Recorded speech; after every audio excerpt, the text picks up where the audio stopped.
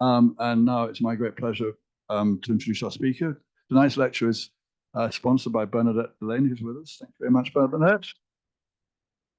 And will be given by our longtime friend and colleague, Mark Roberts, who needs very little introduction. Mark was the librarian at the British Institute of Florence for close on 40 years, I think. Yes.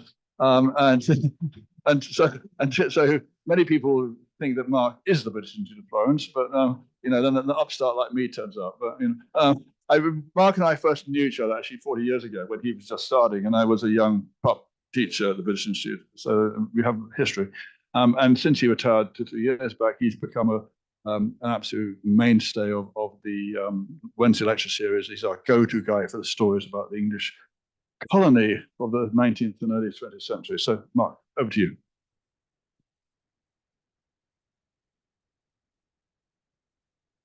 Thank you, Simon, and thank you all for coming. It's lovely to see so many people.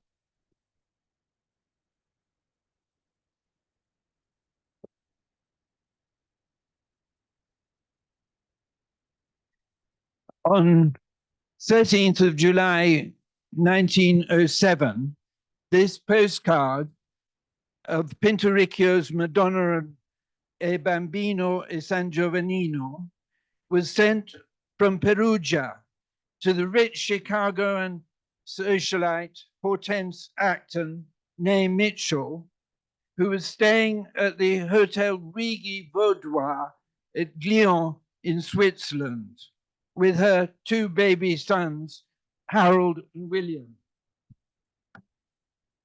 The text of the postcard reads, "Saluti dei 3 pellegrini alla mamma dei 2 bambini," and it's signed Arturo, Charles Loeser, Herbert P. Horn.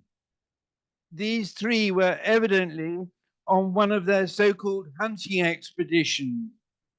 Hunting, that is to say, not for deer or boar, but for works of art, paintings, and antiquities. The 3 collectors were friends: Arthur Acton, Charles Loeser, Herbert Percy Horn. I should like to say a little about each of them. Arthur Acton, 1873 to 1953, is best known today for having transformed the house and gardens of Villa La Pietra and for being the father of the more famous Harold. He was also the father of William, who died during the Second World War, and of an illegitimate daughter called Liana, whose existence has caused a good deal of trouble. He was himself the bastard son of a member of the Italian branch of the Acton family, which came originally from Shropshire. Arthur was an important collector and had a very good eye. In the mid-1890s, he was living here in Florence as a painter and had a studio in the Palazzo Guadagni at Porta al Prato. He had a neatly trimmed moustache and rimless spectacles, or else a monocle. This portrait of him is by Silvio Piaggi and hangs at the entrance of our library. Arthur painted quite well, having studied at the École des Beaux-Arts in Paris, and later in the 1890s went to America, where he met the architect Stamford White, who employed him as his European agent. You will remember that Stamford White, on the left, eventually came to a sticky end. Murdered in Madison Square Gardens on the 25th of June, 1906, by Harry Kendall Thor on the right, a rich but mentally unbalanced heir to a coal and railroad fortune. Thor became obsessed with White's alleged drugging and rape of the young Evelyn Nesbit, who became Thor's wife. he was acquitted on grounds of insanity. In 1897, Arthur was photographed at the Art Students League in New York in a class that included James Montgomery Flagg. Flagg was also photographed in Arthur's New York studio. His goat-like features are familiar to us from his famous Uncle Sam recruiting poster, which is a self-portrait.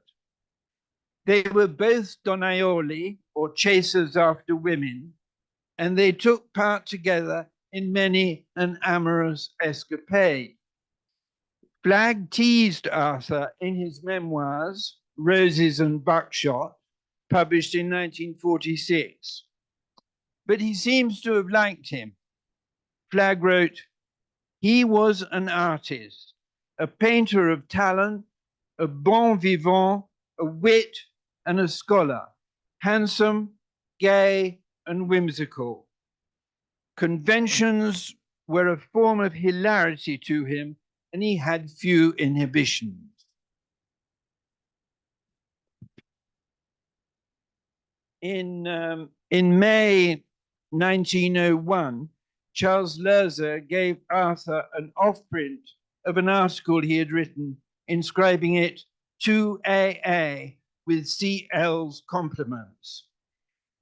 Just 2 years later, at the Strand Registry Office in London, Arthur married Hortense Mitchell from Chicago, whose family money enabled the young couple to move into the Villa La Pietra, first as tenants of the Incontri family, and later, around 1908, as owners.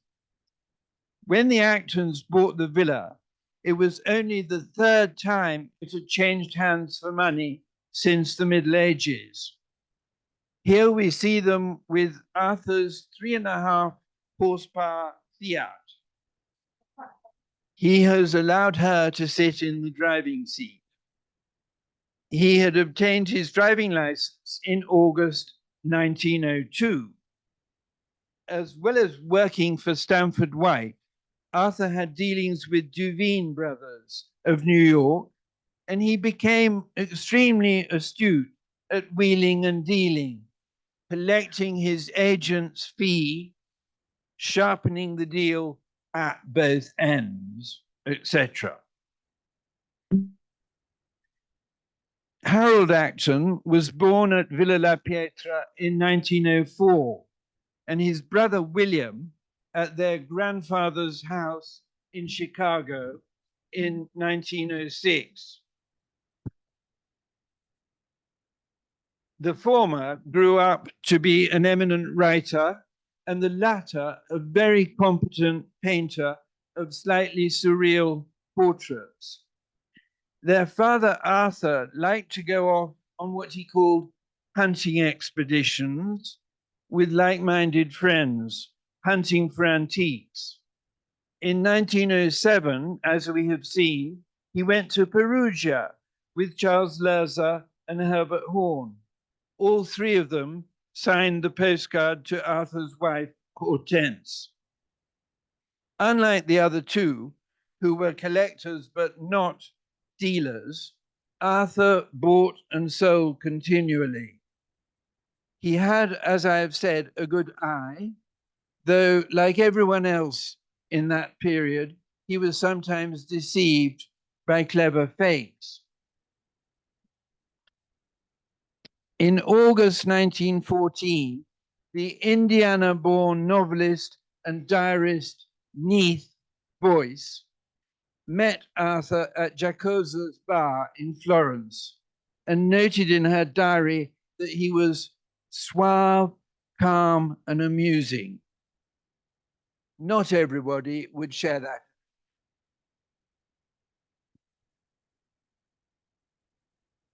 It's not clear what Hortense Acton thought of her husband's commercial activities. As a sheltered former debutante and cosmopolitan socialite, she probably found them extremely vulgar. and preferred that he keep them off the premises. I gather that he did a lot of buying and selling from this building on the Lungano Guicciardini.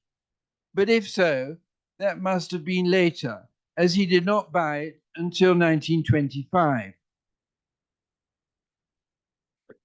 A few years earlier than that, in 1921, Bernard Berenson wrote to his patroness, Isabel Stewart Gardner, in Boston, Massachusetts, "We are sending you a Florentine acquaintance named Arthur Acton, who collects and sells.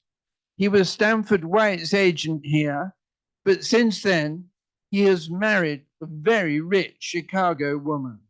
He is a bounder, but he has a flair for good things and would appreciate yours if there were a chance of getting to see them." In the following year, Arthur took Charles Loeser with him to visit Harold at Eton. Harold was especially pleased because their visit coincided with the publication of the school magazine that was full of his poems.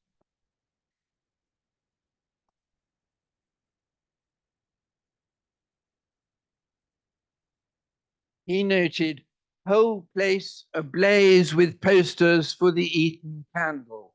The Eton Candle was the poetry magazine that had been founded by Harold Acton and Brian Howard.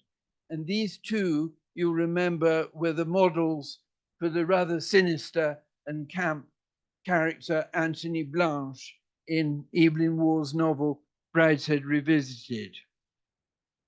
In September 1924, Joseph Duveen, after a visit to La Pietra, wrote flatteringly to Arthur, "Your palace is great, and your art treasures wonderful.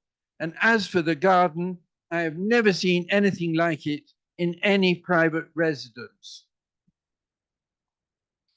On 11th of April 1925, a certain Conte Mario Rovello publicly insulted Arthur, possibly striking him across the face with a pair of gloves, perhaps on account of a woman.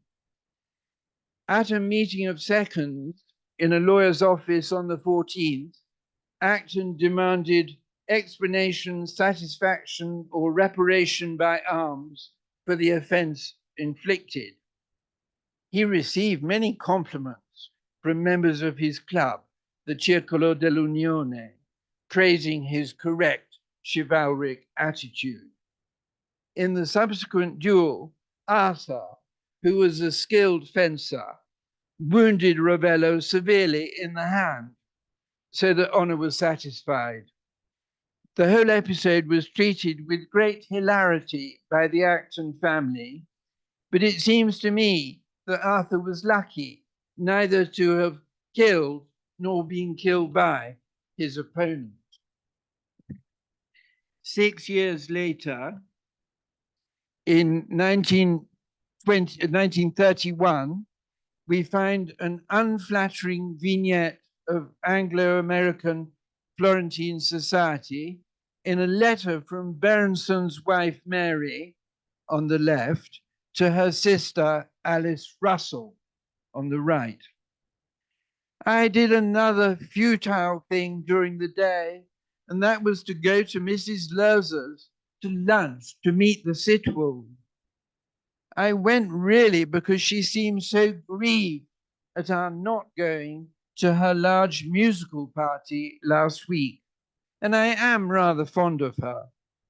But when I entered the room where they were drinking preliminary cocktails and saw one of the people I most abhor, Arthur Acton, heave up his bulk to shake hands with me, and when I saw also the rather squalid, though amusing, Reggie Turner, I regretted having accepted the invitation.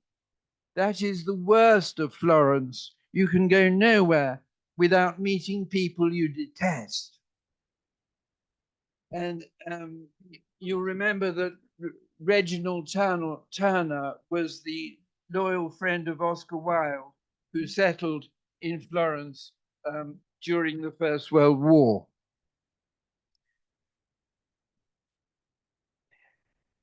As I have said, Arthur was a dealer as well as a collector.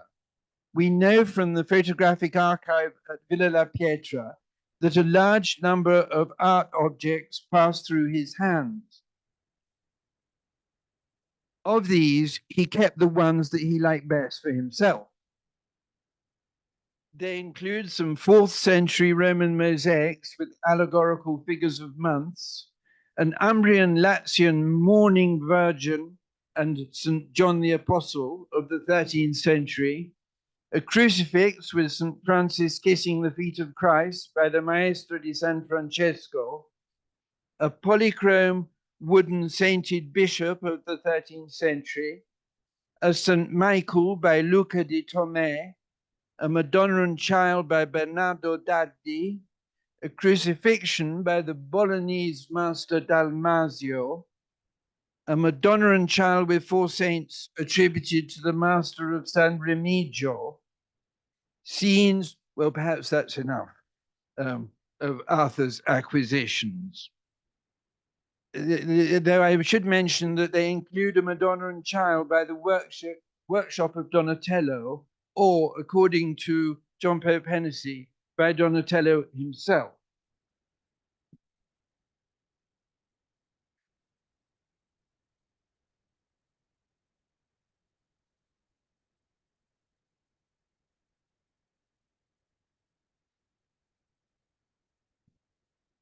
Here we see Arthur Acton photographed with Winston Churchill. And I see there's a lovely exhibition about Churchill at the entrance to the library, made by my former colleagues. When Benito Mussolini declared war on Britain in June 1940, Arthur was briefly interned as an enemy alien before managing to bribe his way out of prison and joining his wife at Vevey in Switzerland, where at the Hôtel des Trois Courants, they sat it out for the duration. One of the people who went to visit him there was Charles Loeser's wife, Olga. In 1951, the American critic James Lord, top right, whose portrait had just been drawn by Picasso, came to stay with Harold Acton at Villa La Pietra. He liked Harold, but was not very taken with Harold's father, Arthur, whom he described in his memoirs as an unattractive, peevish individual, speaking very little and scowling at the guests. James Lord wrote that during his visit to La Pietra, Arthur Acton spent much of his time closeted away from the family, sipping champagne with shady dealers. As a matter of fact, at the time of Lord's visit, Arthur had not long to live and died on the 22nd of March, 1953, shortly after his 80th birthday and 17 days after the death of Joseph Stalin. He is buried together with his wife and both sons at the Cimitero degli Allori on the Via Senese, high up and to the right. Valet Trefusis wrote in a letter of condolence that Arthur was so representative of Florence that it is rather as though Donies had disappeared in the night, referring to the famous cafe in Via Tornabuoni. Harold had called it the tea room, where more whiskey is consumed than tea. Now, Arthur's older friend Charles Loeser was born in 1864 in Brooklyn, son of a German Jewish immigrant who had arrived in America with $2.50 in 1853 and had built up a large and flourishing dry goods business. Here is Loeser as a child. From 1881 until it closed down in 1952, the Frederick Loeser and Company department store in Brooklyn was an immensely flourishing business, at one time occupying a whole block bound by Elm Place, Fulton, Bond, and Livingston streets. The building, we are told, included all modern conveniences, including electric lights, telephone services, elevators, restrooms, fitting rooms, and luxury duplex escalators.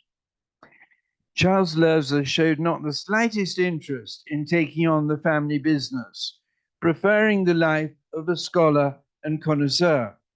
And his father seems to have been perfectly happy to support him. In fact, he was proud to have a non-working son, a sort of bumblebee rather than a worker bee.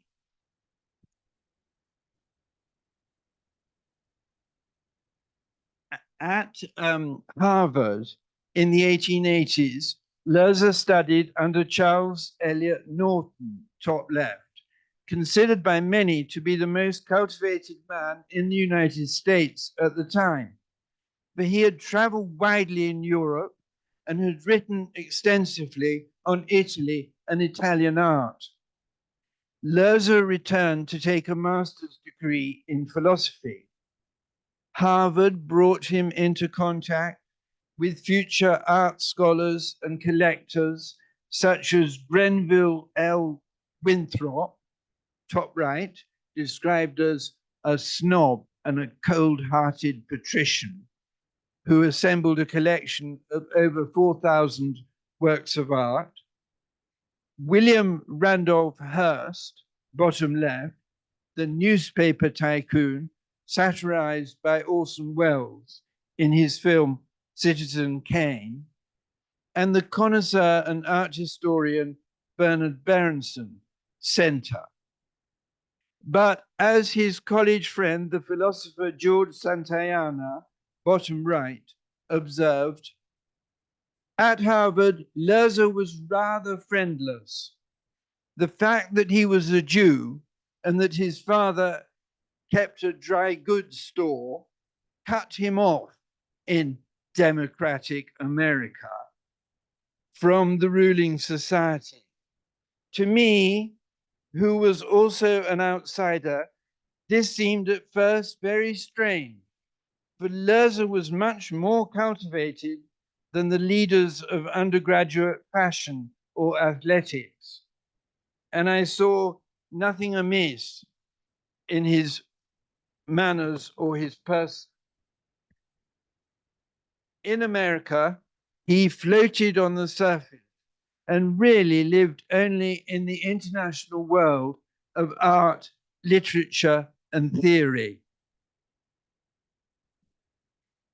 Like a character out of Henry James' novels, Loeser was able to use his independent income to gain access to the wider social and cultural environment of Europe and to indulge his passion for collecting. After a period in Berlin, he settled in the 1880s in Florence, where he lived first in a turreted house in Via Lambertesca, Palazzo Bartolomei. At one time, he shared a flat with Berenson on the Lungano at Chiaoli.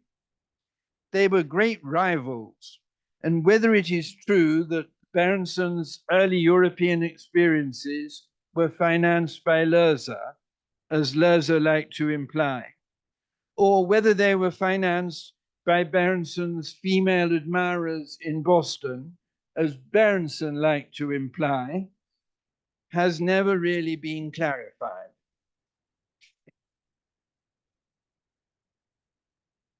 Loeser met and married the talented pianist Olga Lebert Kaufmann. A little later, he bought and restored the Villa Torri di Gattaia on the Viale dei Colli, which is now the International School of Florence, middle and upper levels, i.e. grades 6 to 12. Its address is Viuzzo di Gattaia 9. Loeser's architect for the restoration of the Villa Gattaia was the English-trained Cecil Pinson, aged 21. It was in Florence that Carlo, as Loeser liked to be called, felt really at home, and where he decided to spend most of the rest of his life. Neath Boyce recalled in her diary for 1903 a supper party which Charles Loeser and the newly married Actons. Loeser asked us to dinner. We met at his rooms, an Englishwoman painter in a Salvation Army kind of bonnet, and the Actons, a Chicago girl just married to the left-hand son of an English peer, and very nicely dressed. Arthur's father wasn't a peer. Loeser's man handed round a fearful mess of brandied cherries. Then we drove in the rain to the Alhambra, a bum vaudeville house where one can dine badly. We dined. Loeser wanted to invite a Negro performer to dinner with us, saying that he had once had an old Negro mammy and that they represented all the romance of America, but we all declined. The Alhambra was a theater, restaurant, and garden in Piazza Beccaria, with an entrance in Borgo La Croce. Mabel Dodge, who lived at the nearby Villa Coronia, knew Loeser well before the First World War, and she recorded her impressions of him in her memoirs. Loeser lived in studious discomfort. His rooms were meagerly furnished with a few perfect pieces of Quattrocento Noce. Cinquecento was far too ornate for him after a youth in Brooklyn. Himself, he looked like a terrier, with one ear up and the other down. So cocked was one eyebrow, and so snapping his red-brown canine eyes. Head on one side, his long face creased into deep lines. He often laughed spasmodically and satirically, with rarely a genial laughter. It was more like a suspicious kind of mirthful bark. His voice had a timbre like catgut scraping the strings of a bass viol, but his speech was very scholarly. That was Mabel Dodge, later Lewin, and it was she who observed that for many foreign collectors in Florence, persons and objects had an approximately equal value. In an article that Harold Acton wrote for Apollo in October 1965 about his own father's collection, he recalls some of the collectors he used to meet as a child at Villa La Pietra. And then he says, preeminent among these for connoisseurship was Charles Loeser, who inhabited various medieval towers. He had what might be called a tower complex before he built his sprawling villa of La Gattaia. Horn, Loeser, and my father often visited antique shops together. Sometimes they made exchanges. With Loeser, for instance, my father exchanged a terracotta figure on a horse for a Madonna and Child enthroned by the so-called Magdalene Master. This is a 13th century anonymous painter. A picture which was vastly improved by judicious cleaning. Loeser and Horn shared a preference for early Tuscan furniture of extreme austerity, as though they wished to mortify the flesh. There was something slightly comical about Loeser's ecstasies over a severe monastic chair or bench, for he had the caressing voice of a voluptuary.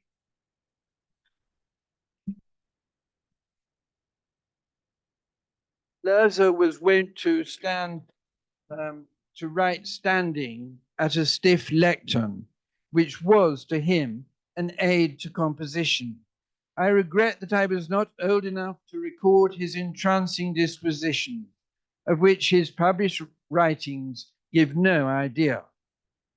In a radio talk broadcast in November 1955, Harold Acton said, Charles Loeser's fantastic disquisitions, the Catherine wheels and Bengal lights he let off before any painting that excited his attention, from Coppo di Marcovaldo to Cézanne, held me spellbound. In his memoirs, Acton echoed Mabel Dodge's aphorism in speaking of Charles Loeser. His taste, like Herbert Horn's, was fastidiously selective and exclusive. Art interested him far more than human beings. In some manuscript notes, Harold Acton wrote, though Loeser happened to be endowed with a considerable fortune, he preferred the simple life. For choice, he would dine at a humble trattoria, and I can hear him purring aloud over a dish of ricotta with powdered chocolate. And I remember his buying a slab of fresh castagnaccio in the Via San Gallo, where he had grown lyrical about the perfection of the Palazzo Pandolfini. As with Horn, they had much in common. He had a tendency to go into rapture.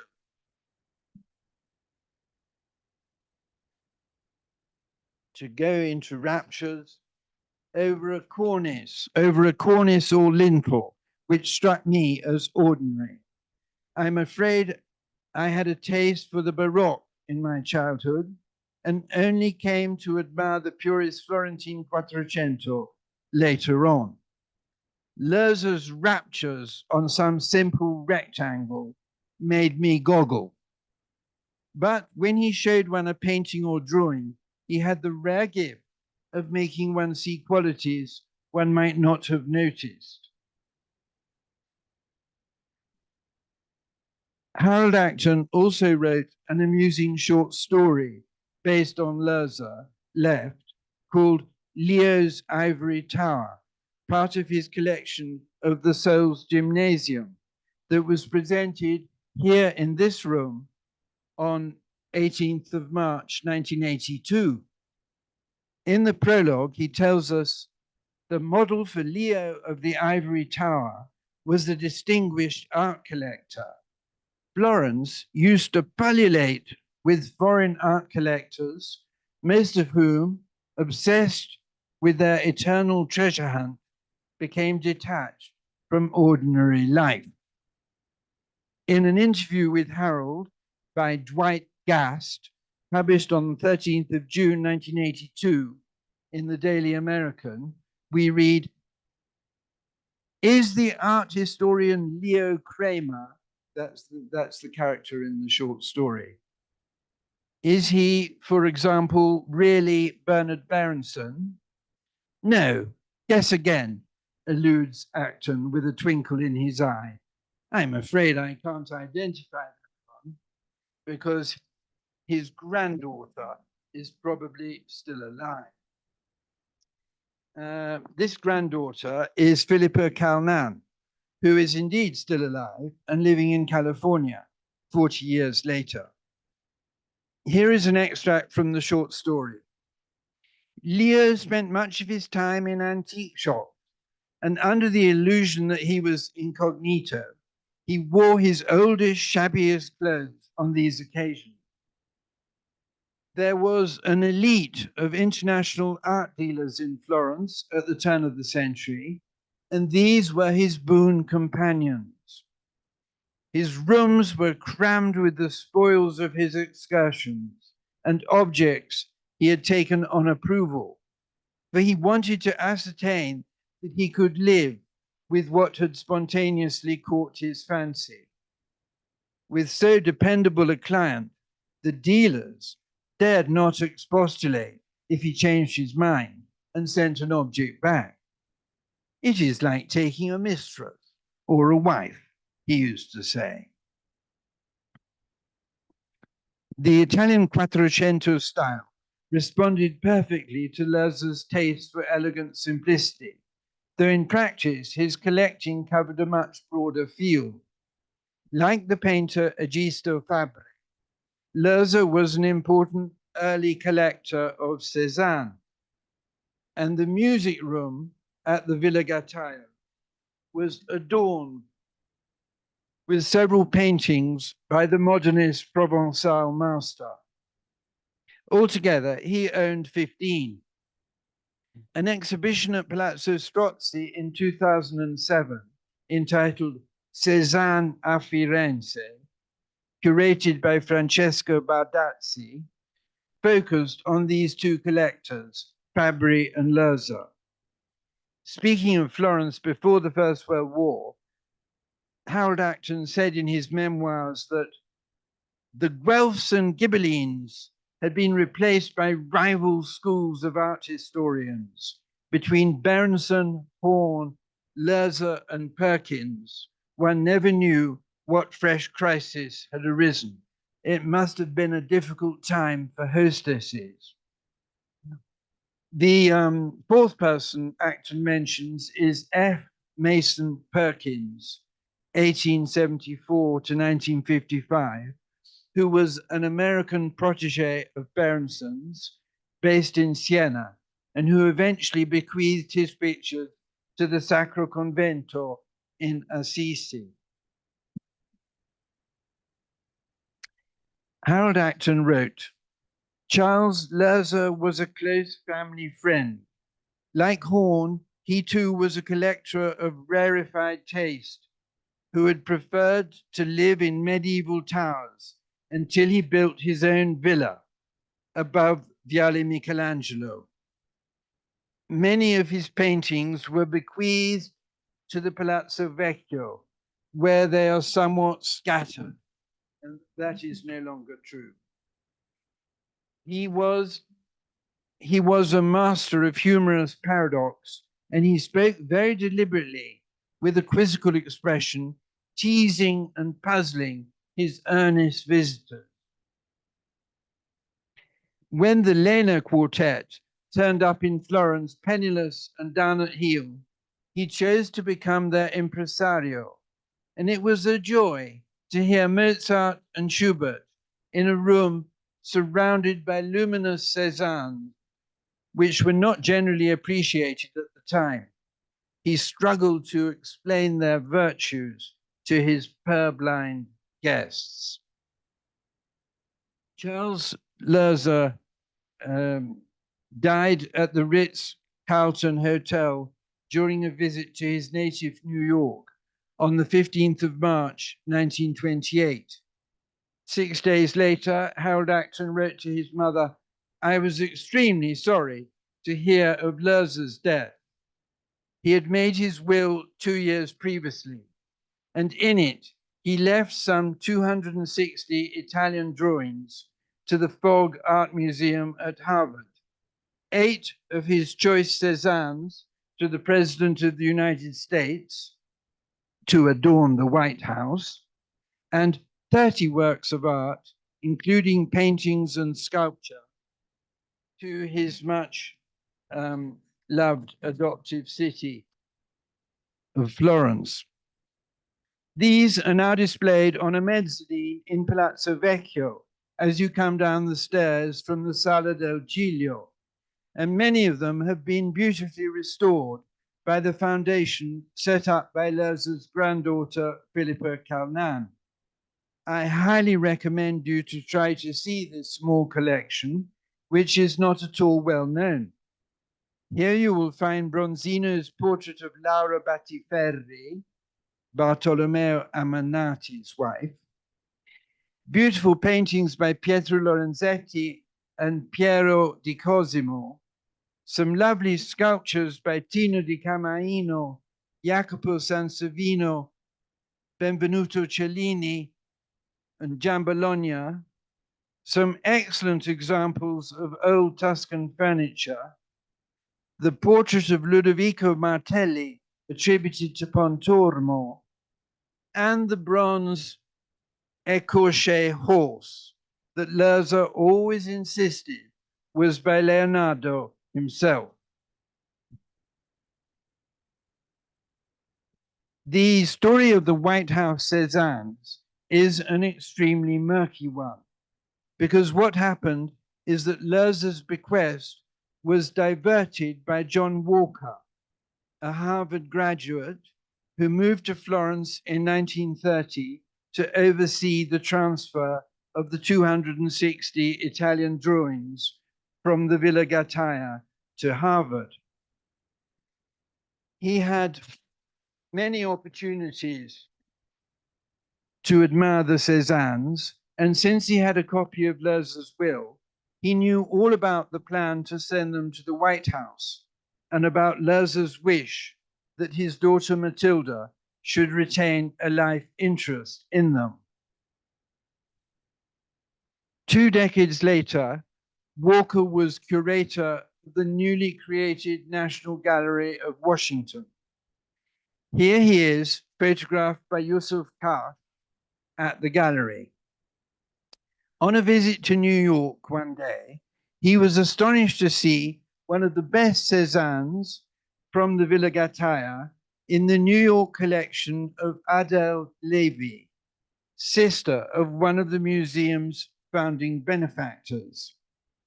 He concluded that Loeser's daughter Matilda had sold it illegally, and in 1950 he took off for Florence in order to pressurize and browbeat the unfortunate Matilda into renouncing her life interest in the remaining ones.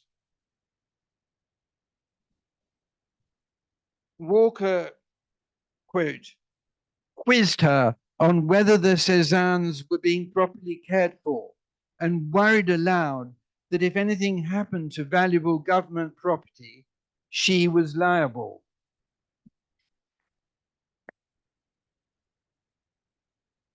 He even claimed that, as the National Gallery curator, failure to protect the federal government's art could cause him to end up in Leavenworth prison for negligence. I quote here from an article of 31st August 2013 by Christopher Knight, art critic of the Los Angeles Times. Matilda panicked, as Walker had hoped she would, and told him to take all the Cézannes, the sooner the better. At that time, the National Gallery possessed no painting by the great French modernist. Walker's account of the incident is contained in a 14-page memorandum, now in the archives of the National Gallery in Washington, entitled My Most Infamous Intrigue, the White House Cézannes. In it, he says, I still feel ashamed. I behaved abominably and frightened a dear friend nearly to death. What happened next was that John Walker persuaded President Truman to decline the bequest so that the Cézannes, valued in 1951 at $3 million, could go to the National Gallery.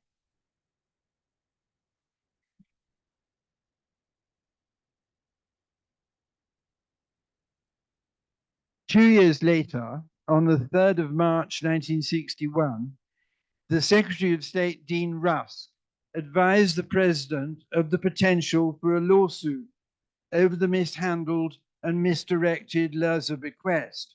Evidently, someone had blown the whistle on Walker. Jacqueline Kennedy telephoned him at the National Gallery, and he confessed everything. The Kennedys, according to Walker, were sympathetic to the gallery's requirements. But on the other hand, they loved Cézanne and wanted a couple of them on their walls. A compromise was reached. The two best ones would go to the White House and would be rotated every now and then with the remaining 6. This is Cézanne's House on the Marne, painted in the late 1880s or early 1890s. President Kennedy quickly invited Matilda to Washington to see that at least a couple of her father's Cézannes had been installed in the White House. But she couldn't go and sent instead her 22-year-old daughter, Philippa, who had just graduated from Bryn Mawr. Here you see Philippa with Mrs. Kennedy in the green room on the 28th of June, 1961, with Cézanne's House on the Marne in the background. The plan to rotate the Cézannes came to nothing because 29 months after Philippa's visit, the president was assassinated by rifle fire while being driven in an open car through the streets of Dallas. 7 days after the state funeral, Jacqueline Kennedy wrote a letter of farewell to John Walker. We all know what you did to poor President Truman, making him sign away the 8 Cézannes which were left to the White House. In Jacqueline's opinion, Walker had violated poor Mr. Loeser's will. She did not, however, want anyone to know. Please, please, this letter is always to be secret, underlining the first words twice. This letter is also in the National Gallery archives and was quoted by the Los Angeles Times. Unlike Jacqueline, Lady Bird Johnson had zero interest in non-American art. Today, 3 of the 8 Cézannes hang in the National Gallery and 5 are in the White House family quarters. And according to the White House's curator's office, the 8 have never been hung all together, as Charles Loeser had intended.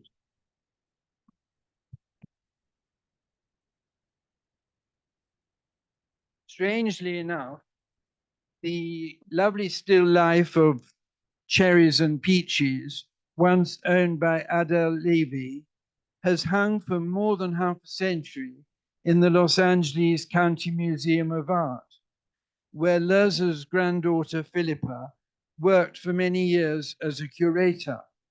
She was unaware until recently that it had once adorned her childhood home on the Viale dei Colli. And for some reason, it is not currently on public view, according to the museum.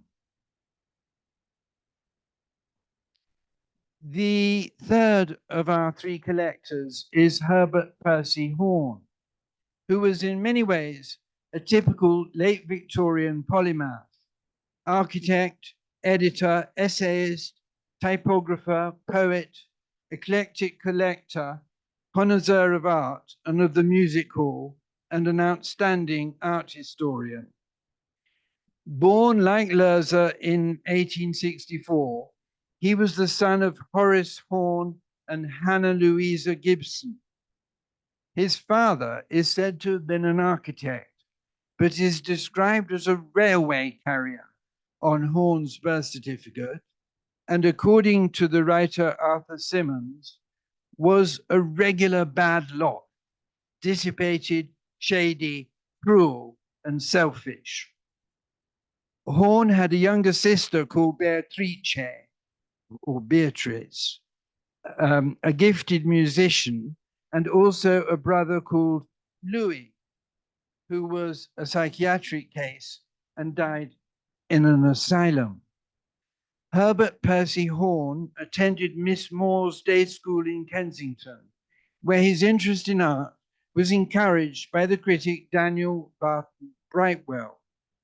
Next, he went to Kensington Grammar School, and immediately afterwards, he was articled to one of his relatives, a surveyor called George Vidgers.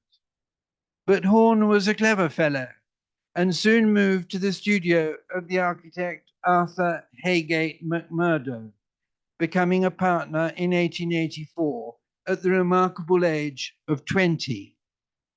McMurdo is shown standing up in this photo with Horn seated and a woman also seated who may be McMurdo's mother. McMurdo recalled, "I took him into partnership very soon. Horn was endowed with extraordinary creative power, a power extremely versatile and impatient to prove itself in any direction which opportunity might offer." Arthur Heygate McMurdo was an admirer of John Ruskin and of William Morris, and he founded the Century Guild, which established the journal The Hobby Horse.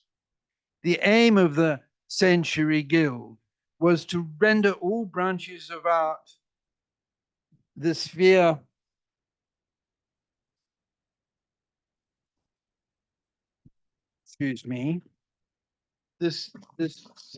the sphere no longer of tradesmen, but of the artist. The Hobby Horse was modeled on The Germ, 1848, the publication of the Pre-Raphaelite Brotherhood. McMurdo and Horn were co-editors of the first edition in 1884, and then Horn took over as sole editor between 1886 and 1892. Horn read Walter Pater's The Renaissance.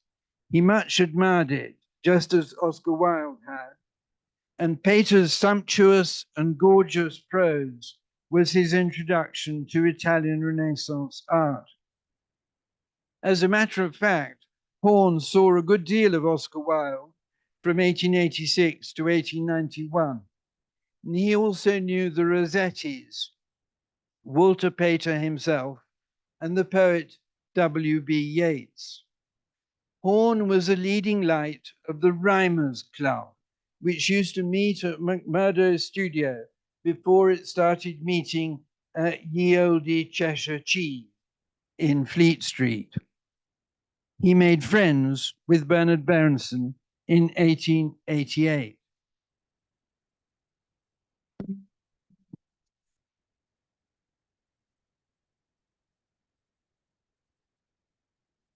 In the following year, he visited northern Italy together with the painter Frederick Shield, who was 30 years older, to work on a commission for Amelia Russell Gurney, a rich and pious old widow from a Quaker banking family. Horn's diary of this trip has interesting descriptions of, for example, Benedetto da Rovezzano's carvings in the Church of Santi Apostoli, and the ones for the tomb of San Giovanni Gualberto, or St. John Gualbert, then in the Bargello, now at San Salvi. You may remember that Benedetto went to England and worked for Henry VIII.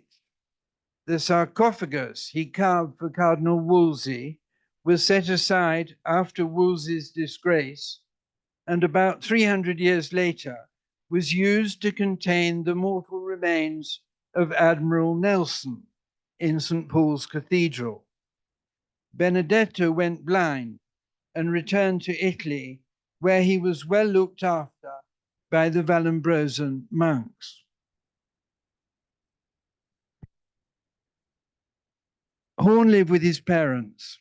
In 1892, he left McMurdo to strike out on his own.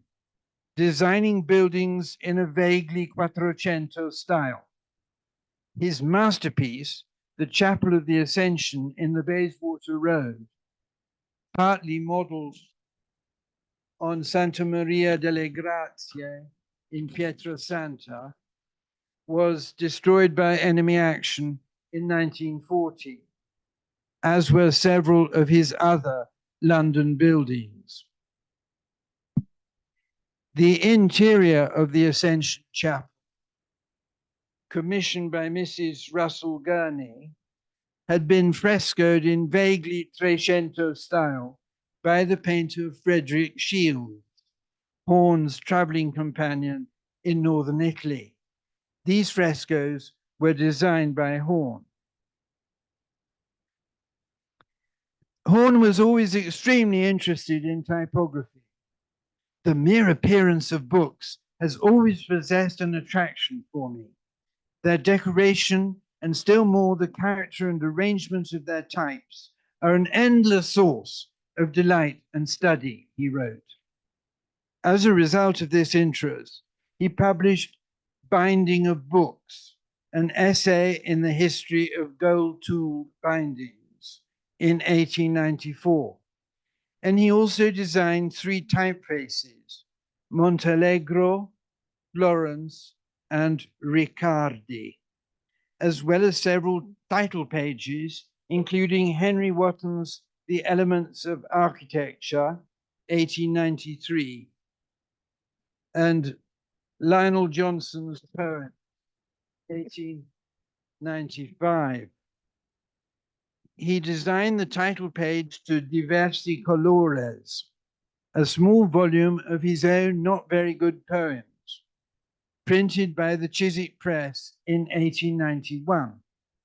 Oscar Wilde's friend Reginald Turner said about Horn, he wrote poems and published some of them in a little volume entitled Diversi Colores, of which the cover was drab and the contents not palpitating, but admirably correct, both in workmanship and feeling. According to Turner, Horn once bought 2 drawings by Michelangelo, preliminary sketches for the Sistine ceiling, for a penny each in the Fulham Road. A few months ago, Francois Van Dame, a young collector, made a most generous donation to the Library of the British Institute of Florence in memory of his mentor, Michael Liversidge, comprising a number of books either written or printed by Herbert Percy Horn. These are now in the reserve collection and may be consulted on request.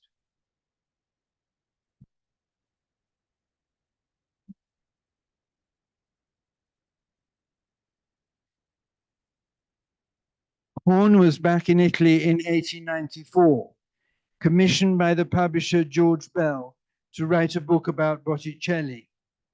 In July 1897, he was squiring Mary Costello and Julia Cartwright Adey around the Ospedale della Scala in Siena. Mary was the future Mrs. Berenson, and Julia was the future historian and Renaissance art critic.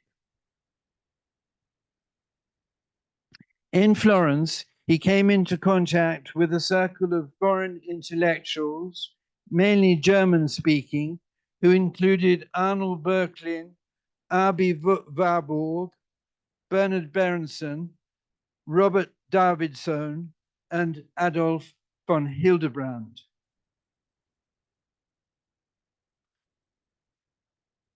He advised on art collections for the Metropolitan Museum in New York, and dealt with many private collectors, including J.P. Morgan. In January 1899, he entered into a formal contract with Bernard Berenson to dispose of Italian works of art on the London market for a half share of the profits, though he later fell out disastrously with Berenson. In 1904, Horn published the first of two extraordinarily brilliant articles on Botticelli in the Burlington magazine. He moved permanently to Italy in 1904, the year the Actons moved into Villa La Pietra, having sold his collection of English watercolors to Edward Marsh for £2,400. This amazing collection included works by Gainsborough, Cousins, Romney, Blake, Cotman, and Turner. He published annotated editions of Vasari's Life of Leonardo and of Condivi's Life of Michelangelo. This portrait by Henry Harris Brown was painted in 1908 and shows Horn with slick back hair clutching his terracotta Kneeling Venus by Giambologna.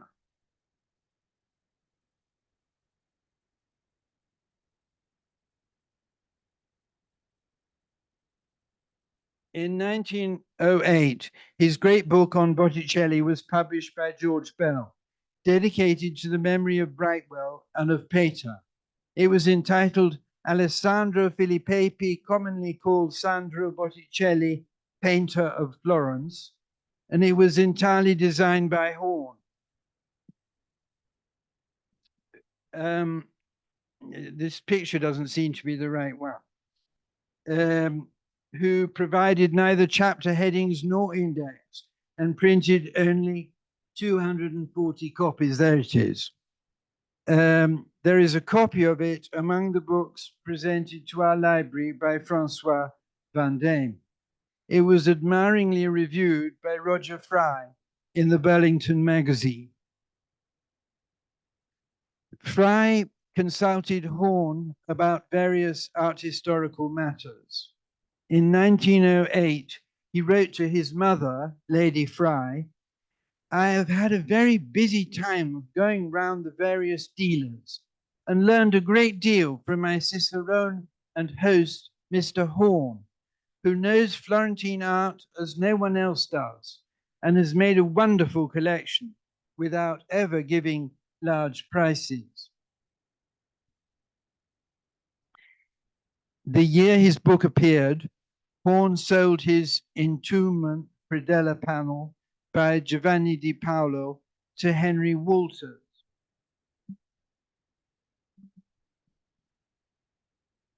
It was painted around 1425 and is now in the Walters Museum, Baltimore.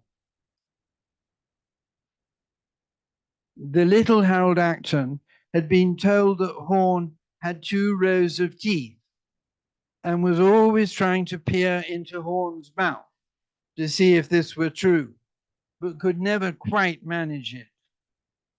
Despite his austere lifestyle, or perhaps because of it, Horn's health deteriorated. Abi Warburg visited the dying Horn in 1915, noting that he lived in the smallest room of the palazzo in great discomfort.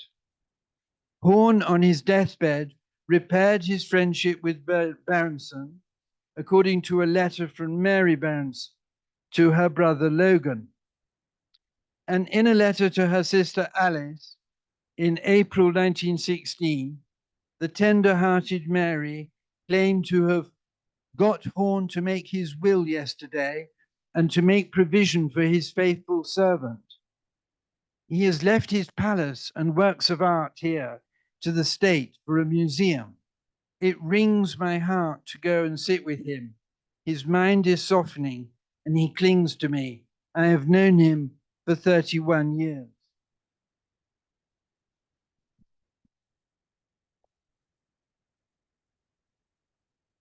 Horn died a few days later, age 52, and was buried at the Allori Cemetery on the Via Senese. Mary wrote, "The funeral was rather awful, the assistants being mainly sods, excuse the word, and dealers, with Beebe and Loeser, they might be called dealers, myself, and 1 or 2 museum officials of grubby aspect. He was buried near his mother in the Protestant cemetery. Herbert Trench went with us, and hardly had the earth been sprinkled on him than Trench said to me, "I wrote a great poem yesterday, 40 lines. I'll send you a copy." While Loeser was saying, "The next time I marry, it shall be to a deaf mute." So everybody's life resumed its only very slightly ruffled flow. In our time, John Pope Hennessy praised Horn's book on Botticelli as the best monograph in English on an Italian painter. And Fritz Saxel called Horn perhaps the most accomplished historian of art whom this country has ever produced. William Rothenstein recalled Reggie Turner as saying, "Dear Herbert Horn, poring over Botticelli's washing bills and always a shirt missing." Horn's monument is, apart from the book on Botticelli, the Horn Museum in Via dei Benci, stuffed with paintings, sculpture, maiolica, glass, coins, tapestries, and furniture belonging to the 15th, 16th, and 17th century. When I first came to Florence in 1971, Harold Acton advised me to go and see it, and also the Stibbert Museum. And I've been repeating this advice to visitors to Florence ever since. Among the paintings that Horn collected are the famous panel of St. Stephen, attributed to Giotto, showing the saint wearing a dalmatic and clutching a veiled chalice with lumps of rock on his head by way of an attribute of his martyrdom.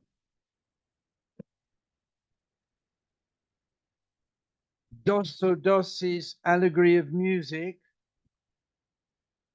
painted for the court of Alfonso d'Este at Ferrara and showing Vulcan at his anvil with two nude women who respectively personify profane and sacred music. A damaged fragment of a predella by Masaccio showing scenes from the life of St. Julian with his murdered parents in the center. A fragment of a cassone by Filippino Lippi showing Queen Vashti leaving the city of Susa, as described in the Book of Esther. And the diptych of the Madonna col Bambino and Cristo in Pietà, which Horn himself attributed to Simone Martini. The creation of such a collection is an almost incredible achievement given Horn's comparatively slender financial resources. Kenneth Clark, who thought Horn was perhaps the most distinguished man to be omitted from the Dictionary of National Biography, wrote in his autobiography, "Horn had made an excellent collection with very little money. When someone asked him for a photograph of one of his pictures, he said, 'Why have a photograph? It's cheaper to buy an original.'" I think that was an extremely silly remark. All three of my collectors are now lie buried in the Allori Cemetery on the Via Senese to the south of Florence. Arthur Acton is entombed together with his wife and two sons in wall tombs under a loggia. On the altar in front is a quotation from the Book of Job. Herbert Percy Horn is buried next to his mother, who died in Florence in 1903. His simple headstone is very much to his taste and was no doubt designed by himself. being made by the stonecutter Augusto Giustini. It matches that of his mother. I'm sorry that the inscription is so difficult to read. It is cut very shallow. It just records the dates and places of birth and death.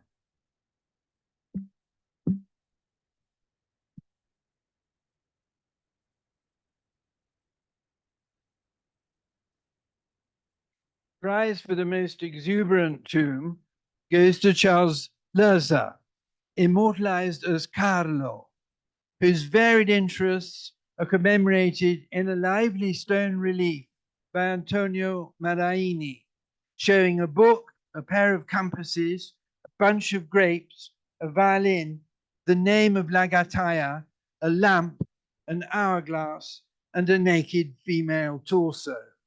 Thank you.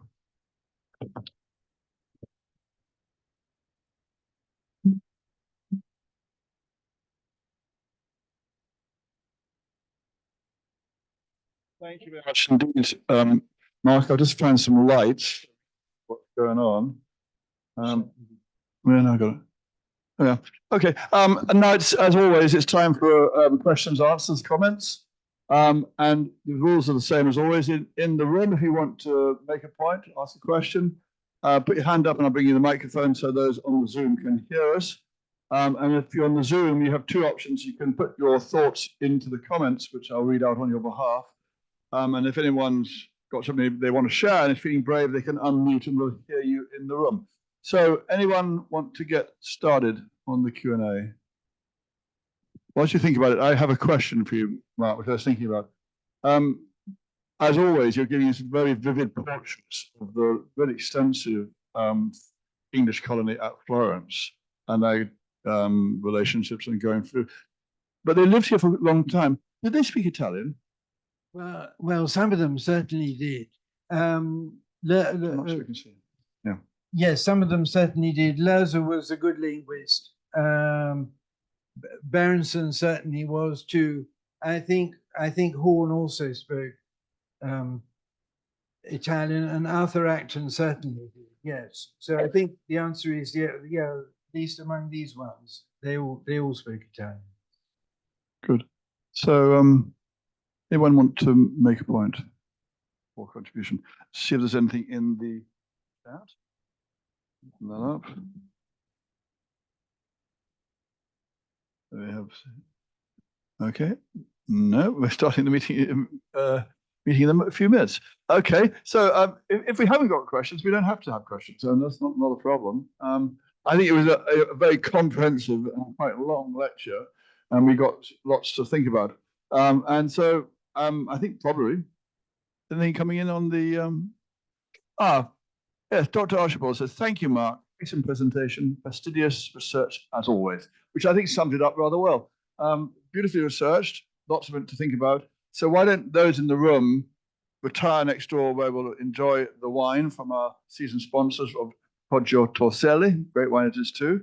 We'll thank Bernadette Delaney once more for your generous sponsorship. Thank you. I'm delighted to say that all the lectures of the season, all the way through to Christmas, have been sponsored.